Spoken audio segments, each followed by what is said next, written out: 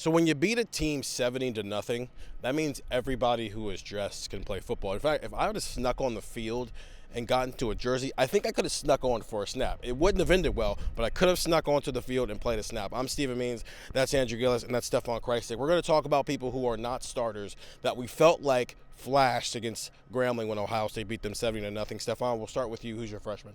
Yeah, I'm going with Bo Jackson. You're right about the jersey thing. I'm pretty sure after Ohio State went up 70-0, they put on an all walk-on team for the final kickoff.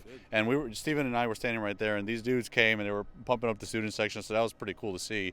But I went with Bo Jackson just because I think that's a guy who we're going to see a bit more of this year than we saw from James Peoples as the third running back last year. I still think Bo Jackson's going to factor into this.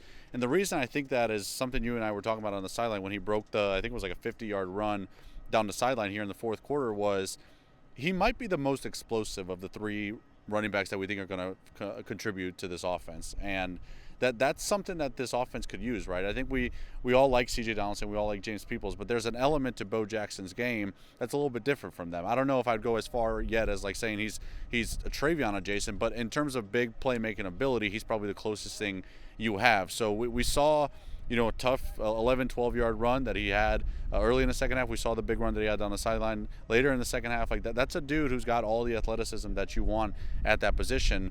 And when I look at the running backs, and as much as we like to say, Lachlan splits up his reps, and there's going to be two guys that split the workload, and we saw James Peoples start today, and I still think him and CJ, neither one is necessarily like running back one. They're still kind of sharing a load. But as opposed to Quinshon and Travion last year, I think the third guy is going to factor in. There's going to be games this year where you kind of need a big play. You need something to pop. I think we saw that to some extent in the Cotton Bowl when Ohio State needed a play and you had Travion with the screen to kind of give you something right before half. Yep. There's going to be situations where you kind of need something to get you going. I think back to that Texas game, don't want to put a true freshman out there. I get the approach there, but if that game was in December and it's playing out the same way, is Bo Jackson a guy you kind of toss in there? Maybe he breaks something for you, and all of a sudden you're able to get some momentum and something going against Texas. So he's a guy who has the kind of the speed and the athleticism to really add an element to this rushing attack that I haven't seen quite yet from CJ and James, through two games. So Bo Jackson, man, if you bought stock at him over the summer, don't sell that stock now, because we saw what he can do against Grambling State, and I think that's an element that's a type of playing style that I think can translate when competition gets better. So I'm excited to see what true freshman Bo Jackson season looks like. Yeah, I get why you don't throw him out there, because unlike with Devin, you have to give Bo the ball. Yeah. And if you don't have to give a true freshman the ball, then you don't give him the ball. Andrew, you're going on the defensive side with a guy who also got in the end. It felt like today was happy freshman getting the end zone and also stat padding day. You got a guy at linebacker who you really like. Who's your freshman? Riley Pettijohn. You mentioned the touchdown, but I think one of the things that you look for is aggressiveness in freshmen.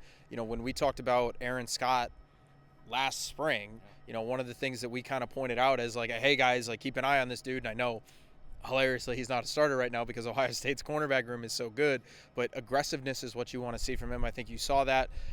I forget if I mentioned this on a video or on our podcast, but Riley Pettijohn is a very, very decorated linebacker in terms of coming out of high school.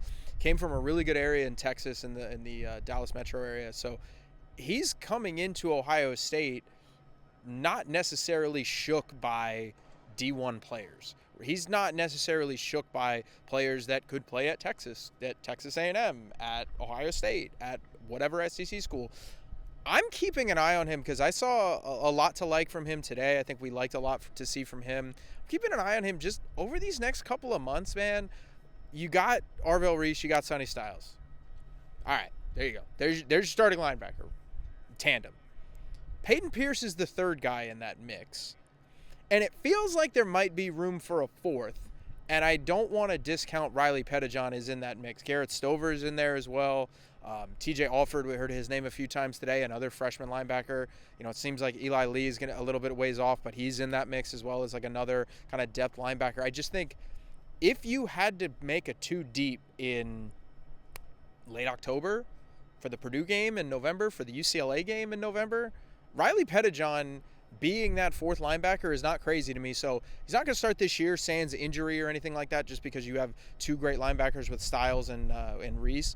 But Riley Pettijohn, man, a dude could play some football, and him being a key contributor on this team this year, in spots, not crazy to me. Riley Pettijohn needs to be ready to start in 2026. Yes, he does.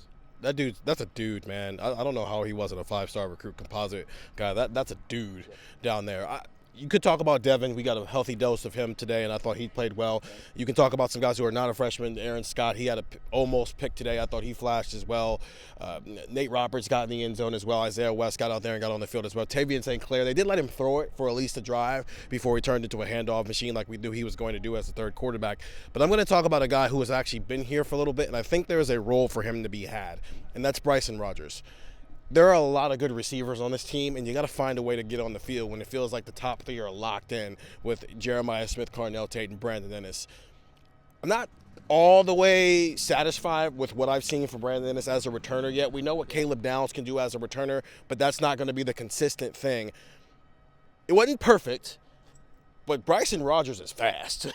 Super fast. So if he can be he's the fourth wide receiver right now. I think that's clear. It's him, Mylan Graham, David Adolph, and then it's Quincy Porter. That is the hierarchy after those top three. And I'm sure they'll work him in maybe even more as the season progresses. He'll be the Brandon Ennis. But what if he can also just be their punt returner? He almost took one back to the house. The problem was he faked a fair catch, which is also why he almost took it back to the house, because the Grambling players thought the play was dead. You can't do that. But he is super fast. I didn't realize he was that fast. And when you're looking to get roles for guys where you could have the description of if you put them on 85% of the other Big Ten teams, would they be a starter? I think Devin Sanchez would probably be a yes. I think Bryson Rogers would probably be a yes. I think Bo Jackson and Riley Pettijohn would probably be a yes. But Bryson Rogers has been here for a little bit, and when you compare him to the other guys he was in a recruiting class with, two of them are starters here, and Brandon Ennis and Carnell Tate, and another one is a starter at North Carolina State, I believe, and that's Noah Rogers, who was here for a year and then decided to go back home to North Carolina State. So he just had a different development plan. He wasn't a highly rated recruit. It was going to take him some time to get onto the field. And it's probably going to take him another year to be a starter. But if you can create a role for him as wide receiver 4 and make him your punt returner, you can maximize what he can do for you this year. Because, again, he is a lot faster than I thought he was. 614-350-3315, 2-week free trial, $3.99 after that. Ohio State 70-0. It's the 5th time, I believe, that Ohio State has scored at least 70 points in a game. You got Miami, Ohio. They scored 76 in 2019. They also scored 77 that same year against Maryland. You had a 77-point game against Toledo. Yep. And now you got this one. I think I'm missing one.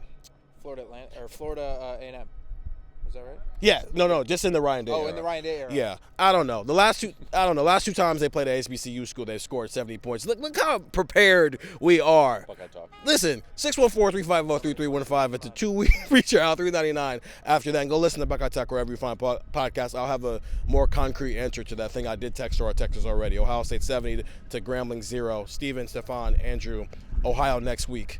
This is a Bobcat.